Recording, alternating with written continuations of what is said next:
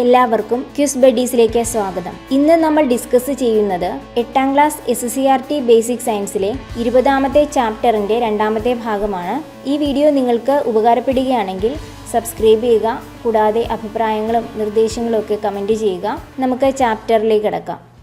ഈ ചാപ്റ്ററിൽ ഇനി പഠിക്കാനുള്ളത് സ്ഥിതവൈദ്യുത പ്രേരണം, അതായത് ഇലക്ട്രോസ്റ്റാറ്റിക് ഇൻഡക്ഷൻ എന്നതിനെക്കുറിച്ചാണ്. ചാർജ് ചെയ്ത ഒരു വസ്തുവിൻ്റെ സാന്നിധ്യം മൂലം മറ്റൊരു വസ്തുവിൽ നടക്കുന്ന ചാർജുകളുടെ പുനഃക്രമീകരണത്തെയാണ് സ്ഥിതവൈദ്യുത പ്രേരണ എന്ന് പറയുന്നത്. എന്താണ് സ്ഥിതവൈദ്യുത പ്രേരണം? ചാർജ് ചെയ്ത ഒരു വസ്തുവിൻ്റെ സാന്നിധ്യം മൂലം മറ്റൊരു വസ്തുവിൽ നടക്കുന്ന ചാർജുകളുടെ പുനഃക്രമീകരണമാണ് സ്ഥിതവൈദ്യുത പ്രേരണം. നമുക്കൊരു ആക്ടിവിറ്റി നോക്കാം. തൂക്കിയിട്ട ഒരു പിത്ത് ബോളിലേക്ക് ചാർജ് ചെയ്ത ഒരു PVC പൈപ്പ് കൊണ്ട് സ്പർശിക്കുക. എന്താണ് നമ്മൾ നിരീക്ഷിക്കുന്നത്? ഈ പിക്ചർ കണ്ടാൽ മനസ്സിലാകും. PVC പൈപ്പിന് പോസിറ്റീവ് ചാർജാണ്. ഈ പോസിറ്റീവ് ചാർജുള്ള PVC പൈപ്പ് കൊണ്ട് തൂക്കിയിട്ടിരിക്കുന്ന ഈ പിത്ത് ബോളിനെ സ്പർശിക്കുന്നു. എന്താ സംഭവിക്കുന്നത്? പിത്ത് ബോളിനും പോസിറ്റീവ് ചാർജ് ലഭിക്കുന്നു. PVC പൈപ്പിനും പോസിറ്റീവ് ചാർജാണ്, പിത്ത് ബോളിനും സമ്പർക്കം വഴി പോസിറ്റീവ് ചാർജ് ലഭിച്ചു. പോസിറ്റീവ് ചാർജും എന്താ സംഭവിക്കുന്നത്?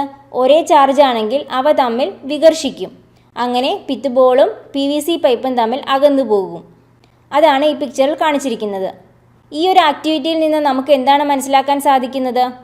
ചാർജ് ചെയ്ത ഒരു വസ്തുവിൻ്റെ സമ്പർക്കം മൂലം മറ്റൊരു വസ്തുവിന് ചാർജ് ലഭിക്കുന്നതിനെ സമ്പർക്കം വഴിയുള്ള ചാർജിങ് എന്ന് പറയുന്നു. ചാർജ് ചെയ്ത ഒരു വസ്തുവിൻ്റെ സമ്പർക്കം മൂലം മറ്റൊരു വസ്തുവിന് ചാർജ് ലഭിക്കുന്നതിനെ സമ്പർക്കം വഴിയുള്ള ചാർജിങ് എന്ന് പറയാം.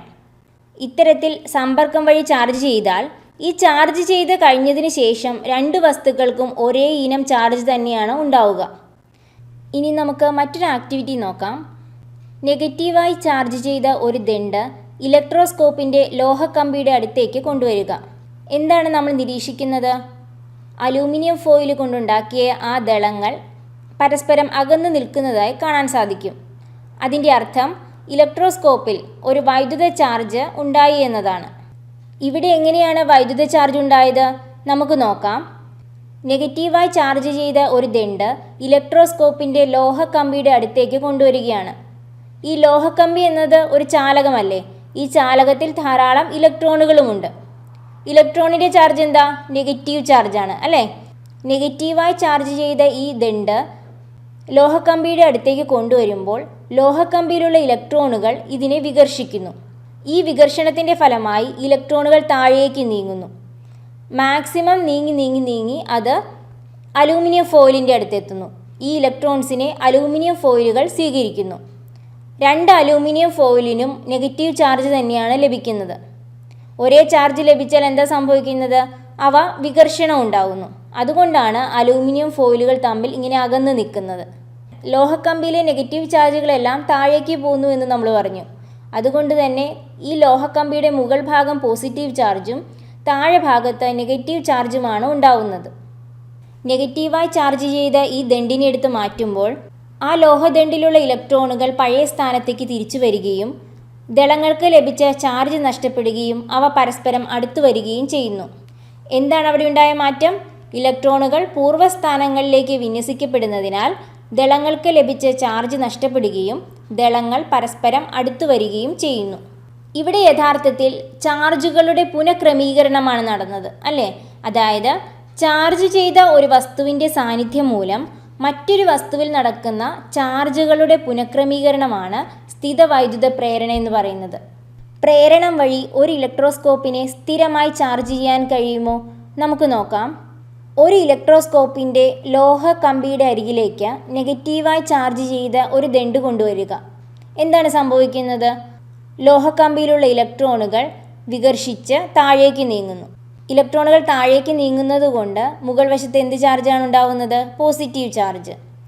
ഇങ്ങനെ താഴേക്ക് നീങ്ങുന്ന ഇലക്ട്രോണുകളെ അലൂമിനിയം ഫോയിൽ കൊണ്ടുണ്ടാക്കിയ ഈ ദളങ്ങൾ സ്വീകരിക്കുകയും താഴ്ഭാഗത്ത് രണ്ടിനും നെഗറ്റീവ് ചാർജ് ലഭിക്കുന്നു. ഒരേ ചാർജ് ഉണ്ടായതുകൊണ്ട് അലൂമിനിയം ഫോയിൽ തമ്മിൽ വികർഷിച്ച് നിൽക്കുന്നു. അതിനുശേഷം ലോഹക്കമ്പിയിൽ നിന്ന് ഒരു ചാലകം ഉപയോഗിച്ചിട്ട് താഴേക്ക് എർത്ത് ചെയ്യുന്നു. എന്താ സംഭവിക്കുന്നത്? താഴെയുണ്ടായ നെഗറ്റീവ് ചാർജ് മുഴുവൻ ഭൂമിയിലേക്ക് അങ്ങ് ഒഴുകിപ്പോകുന്നു. പിന്നെ ബാക്കിയുള്ളത് എന്താണ്? പോസിറ്റീവ് ചാർജാണ്. ലോഹക്കമ്പി എന്നത് ഒരു ചാലകമായതുകൊണ്ട് തന്നെ അവിടെ ഉണ്ടായ പോസിറ്റീവ് ചാർജ് എല്ലായിടത്തേക്കും വ്യാപിക്കുന്നു. അങ്ങനെ അലൂമിനിയം ഫോയിലിനും പോസിറ്റീവ് ചാർജ് ലഭിക്കുന്നു. ഈ രണ്ട് അലൂമിനിയം ഫോയിലിനും പോസിറ്റീവ് ചാർജ് ലഭിക്കുമ്പോൾ എന്ത് സംഭവിക്കും? അവ വീണ്ടും വികർഷിച്ച് ദളങ്ങളകന്നു നിൽക്കുന്നു. ഇത്തരത്തിൽ ഒരു ഇലക്ട്രോസ്കോപ്പിനെ പ്രേരണം വഴി ഏറെ നേരം നിലനിൽക്കത്തക്ക രീതിയിൽ ചാർജ് ചെയ്താൽ അതിൽ രൂപപ്പെടുന്നത് ചാർജ് ചെയ്യാൻ ഉപയോഗിച്ച വസ്തുവിൻ്റെ വിപരീത ചാർജ് ആയിരിക്കും. നമ്മളിവിടെ ചാർജ് ചെയ്യാൻ ഉപയോഗിച്ച വസ്തുവിന് നെഗറ്റീവ് ചാർജ് ആയിരുന്നു അല്ലേ? പക്ഷേ വസ്തുവിന് ലഭിച്ച ചാർജോ അത് പോസിറ്റീവ് ചാർജ് ആയിരുന്നു. ക്ലിയർ ആയല്ലോ? ഒരു ഇലക്ട്രോസ്കോപ്പിനെ പ്രേരണം വഴി ഏറെ നേരം നിലനിൽക്കത്തക്ക രീതിയിൽ ചാർജ് ചെയ്താൽ അതിൽ രൂപപ്പെടുന്നത് ചാർജ് ചെയ്യാൻ ഉപയോഗിച്ച വസ്തുവിൻ്റെ വിപരീത ചാർജ് ആയിരിക്കും.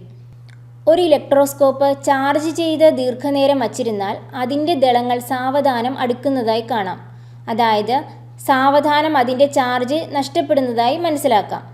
ഈ ഇലക്ട്രോസ്കോപ്പ് ഉണ്ടാക്കിയിരിക്കുന്ന ഈ കുപ്പിയുടെ അടിഭാഗം മുറിച്ചിട്ട് അകത്ത് വശത്ത് അലൂമിനിയം ഫോയിൽ ഈ ചിത്രത്തിൽ കാണുന്നത് പോലെ ഒട്ടിച്ചു വയ്ക്കുക.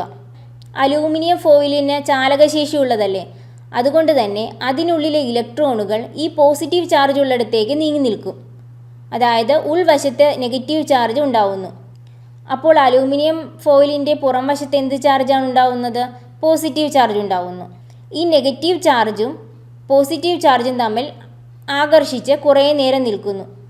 അതുകൊണ്ട് തന്നെ അവിടെ ഉണ്ടാകുന്ന ചാർജ് ഏറെ നേരം നിലനിൽക്കുന്നു. അതായത് ചാർജ് ചെയ്ത ഒരു വസ്തുവിനടുത്ത് ഒരു ലോഹചാലകം വച്ചാൽ ചാർജ് ചെയ്ത വസ്തുവിന് അഭിമുഖമായി വരുന്ന ലോഹചാലകത്തിൻ്റെ ഉപരിതലത്തിൽ വിപരീത ചാർജ് പ്രേരണം ചെയ്യുന്നു.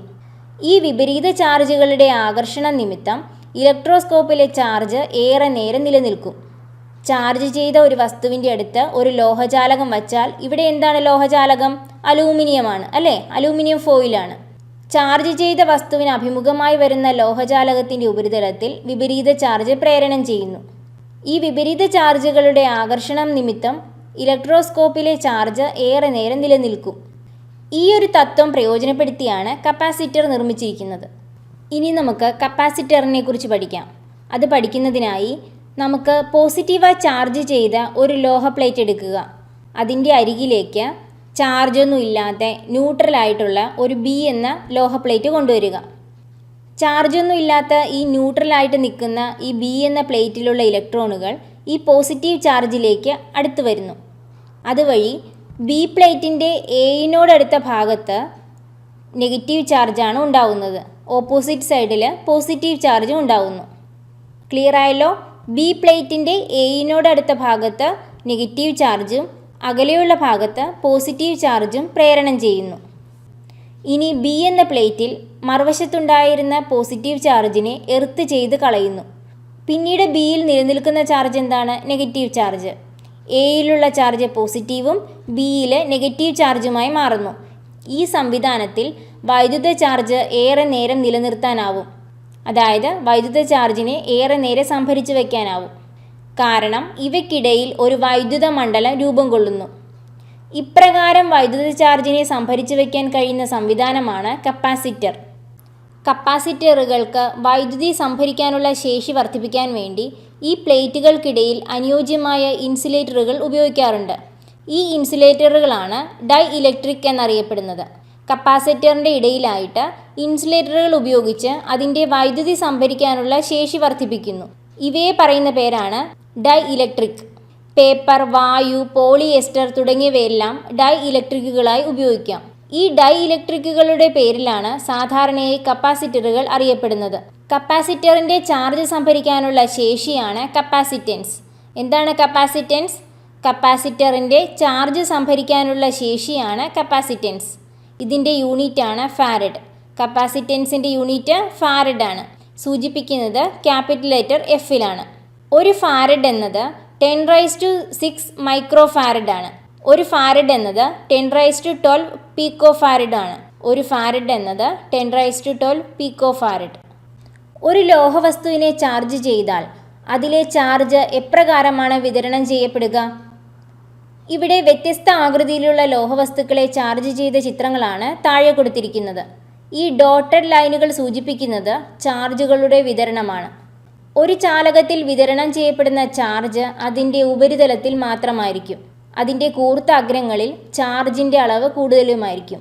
ഒരു ചാലകത്തിൽ വിതരണം ചെയ്യപ്പെടുന്ന ചാർജ് അതിൻ്റെ ഉപരിതലത്തിൽ മാത്രമായിരിക്കും. കൂർത്ത അഗ്രങ്ങളിൽ ചാർജിൻ്റെ അളവ് കൂടുതലായിരിക്കും. മഴക്കാലങ്ങളിൽ ഇടിയും മിന്നലും നമ്മൾ കണ്ടിട്ടില്ലേ? എങ്ങനെയാണ് മിന്നലുണ്ടാവുന്നത്? അന്തരീക്ഷത്തിലെ ചാർജുള്ള മേഘങ്ങൾ തമ്മിലോ ചാർജുള്ള മേഘങ്ങളും ഭൂമിയും തമ്മിലോ ഉണ്ടാകുന്ന വൈദ്യുത ഡിസ്ചാർജാണ് മിന്നൽ. അന്തരീക്ഷത്തിലെ ചാർജുള്ള മേഘങ്ങൾ തമ്മിലോ ചാർജുള്ള മേഘങ്ങളും ഭൂമിയും തമ്മിലോ ഉണ്ടാകുന്ന വൈദ്യുത ഡിസ്ചാർജാണ് മിന്നൽ. ഈ മേഘങ്ങളിൽ ചാർജ് സ്വരൂപിക്കുന്നതുമായി ബന്ധപ്പെട്ട് നിരവധി സിദ്ധാന്തങ്ങളുണ്ട്. അതിൽ ഏറ്റവും പ്രധാനപ്പെട്ട ഒരു സിദ്ധാന്തം നമുക്ക് നോക്കാം. തറനിരപ്പിൽ നിന്ന് വളരെ ഉയരത്തിൽ സ്ഥിതി ചെയ്യുന്ന മേഘങ്ങളുടെ മുകൾ ഭാഗം തണുത്തുറഞ്ഞ മഞ്ഞ് കണങ്ങൾ ഉണ്ടാവുന്നു. ശക്തമായ വായുപ്രവാഹത്തിൽ ഇത്തരം കണങ്ങൾ തമ്മിൽ ഉരസുകയും ഘർഷണം വഴി ഇലക്ട്രോൺ കൈമാറ്റം നടക്കുകയും ചെയ്യുന്നു. ഇലക്ട്രോൺ ലഭിച്ച മഞ്ഞ് കണങ്ങൾ എന്ത് ചാർജായിരിക്കും? നെഗറ്റീവ് ചാർജായിരിക്കും. അത് മേഘങ്ങളുടെ താഴെ സംഭരിക്കപ്പെടുന്നു. ഇലക്ട്രോൺ നഷ്ടപ്പെടുന്ന മഞ്ഞ് കണങ്ങളുടെ ചാർജ് എന്താണ്? Positive charge. അത് മേഘങ്ങളുടെ മുകൾ ഭാഗത്തും നിലകൊള്ളുന്നു.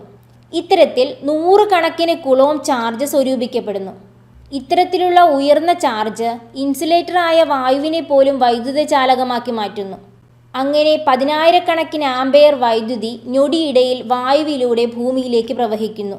അതുമൂലം പ്രകാശമുണ്ടാവുന്നു. അതാണ് മിന്നൽ.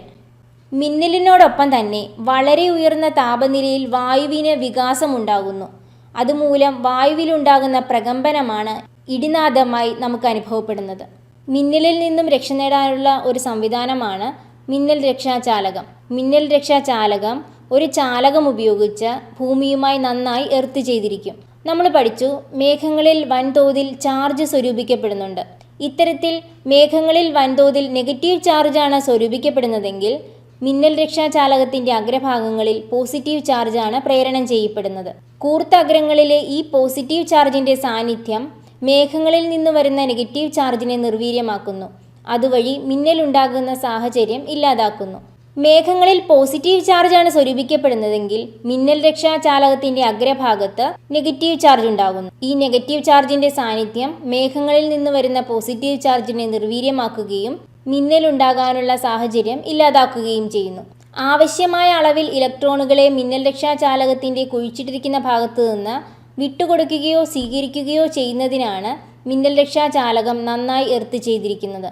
നമ്മൾ ഈ ചാപ്റ്റർ തുടങ്ങിയപ്പോൾ തന്നെ ഒരു പിക്ചർ കണ്ടിരുന്നു അല്ലേ? മോറോറോക്ക് എന്ന സ്ഥലത്ത് നിന്നും എടുത്ത ഒരു പിക്ചർ. അതിൽ കുട്ടികളുടെ മുടി കുത്തനെ ഉയർന്നു നിന്നതും ഉയരം കൂടിയ കുട്ടി മിന്നലേറ്റ് വീണതും നമ്മൾ പറഞ്ഞു. അതെന്തുകൊണ്ടായിരിക്കാം? മേഘപാളികളിൽ സ്വരൂപിക്കപ്പെട്ട വൈദ്യുത ചാർജ് കുട്ടിയുടെ ശരീരത്തിൽ എതിർ ചാർജ് പ്രേരിപ്പിച്ചു. ഇത് മുടിയിഴകളെ മേഘപാളിയിലേക്ക് ആകർഷിച്ച് മേലോട്ട് ഉയർത്തു നിർത്തി. തുടർന്നുണ്ടായ മിന്നലേറ്റ് കുട്ടി വീഴുകയും ചെയ്തു. മിന്നലുള്ളപ്പോൾ അതിൽ നിന്നും രക്ഷ നേടാനുള്ള മാർഗങ്ങൾ എന്തൊക്കെയാണ്? വൈദ്യുതോപകരണങ്ങൾ പ്രവർത്തിപ്പിക്കാൻ ശ്രമിക്കരുത്. വീട്ടിലെ ഭിത്തിയിൽ ചാരി നിൽക്കരുത്. ജനൽ കമ്പികളിലോ ഗ്രില്ലുകളിലോ പിടിച്ചു നിൽക്കരുത്. ഉയരമുള്ള വൃക്ഷച്ചുവട്ടിൽ നിൽക്കരുത്. ഒറ്റപ്പെട്ട് നിൽക്കുന്ന വൃക്ഷച്ചുവട്ടിൽ അഭയം തേടരുത്. മിന്നലുള്ളപ്പോൾ അതിൽ നിന്നും രക്ഷ നേടാനുള്ള മാർഗങ്ങൾ എന്തൊക്കെയാണ്? വൈദ്യുതോപകരണങ്ങൾ പ്രവർത്തിപ്പിക്കരുത്. വീട്ടിലെ ഭിത്തിയിൽ ചാരി നിൽക്കരുത്. ജനൽ കമ്പികളിലോ ഗ്രില്ലുകളിലോ പിടിച്ചു നിൽക്കരുത്. ഉയരമുള്ള വൃക്ഷച്ചുവട്ടിൽ നിൽക്കരുത്. ഒറ്റപ്പെട്ട് നിൽക്കുന്ന വൃക്ഷച്ചുവട്ടിൽ അഭയം തേടരുത്. മിന്നലേറ്റാൽ സ്വീകരിക്കേണ്ട പ്രാഥമിക നടപടികൾ എന്തൊക്കെയെന്ന് നോക്കാം. മിന്നലേറ്റ ഒരാളെ വായു സഞ്ചാരമുള്ള ഒരു സ്ഥലത്ത് നിവർത്തി കിടത്തുക. ശരീരത്തിലെ രക്തം തണുത്തുറഞ്ഞു പോകാതിരിക്കാൻ നന്നായി തിരുമ്മി ചൂടുപിടിപ്പിക്കുക. ശ്വാസോച്ഛ്വാസം നിലച്ചു പോകാതിരിക്കാൻ കൃത്രിമ ശ്വാസോച്ഛ്വാസം നൽകണം. ഹൃദയമിടിപ്പ് നിലച്ചു പോകാതിരിക്കാൻ ഇടവിട്ട് നെഞ്ചിൽ ശക്തമായി അമർത്തുക. എത്രയും പെട്ടെന്ന് ആശുപത്രിയിൽ എത്തിക്കുക. മിന്നലിൽ നിന്നും രക്ഷ നേടാനുള്ള ഒരു സംവിധാനമാണ് മിന്നൽ രക്ഷാചാലകമെന്ന് നമ്മൾ പഠിച്ചു. ഈ മിന്നൽ രക്ഷാചാലകം കണ്ടെത്തിയ ശാസ്ത്രജ്ഞനാണ് ബെഞ്ചമിൻ ഫ്രാങ്ക്ലിൻ. ബെഞ്ചമിൻ ഫ്രാങ്ക്ലിനെ കുറിച്ച് നമുക്ക് നോക്കാം. 1706 ജനുവരി 17 അമേരിക്കയിലെ ബോസ്റ്റണിലാണ് അദ്ദേഹം ജനിച്ചത്. വൈദ്യുത ചാർജുകളെ പോസിറ്റീവ് എന്നും നെഗറ്റീവ് എന്നും നാമകരണം ചെയ്തത് അദ്ദേഹമാണ്. അമേരിക്കയിലെ ഫിലാഡൽഫിയയിൽ വൈസ് പ്രസിഡന്റ് ആയിട്ടുണ്ട്. അദ്ദേഹത്തിന്റെ വിഖ്യാതമായ പട്ടം പറത്തൽ പരീക്ഷണത്തിൽ നിന്നാണ് മിന്നലിന്റെ കാരണം ചാർജുകളുടെ ഒഴുക്കാണ് എന്ന് കണ്ടെത്തിയത്. നമ്മുടെ ചാപ്റ്റർ ഇവിടെ പൂർണ്ണമാവുകയാണ്. ഇനിയുള്ളത് വിലയിരുത്താം എന്ന പോർഷനാണ്. നിങ്ങൾ അതുകൂടി ഒന്ന് കാണുക.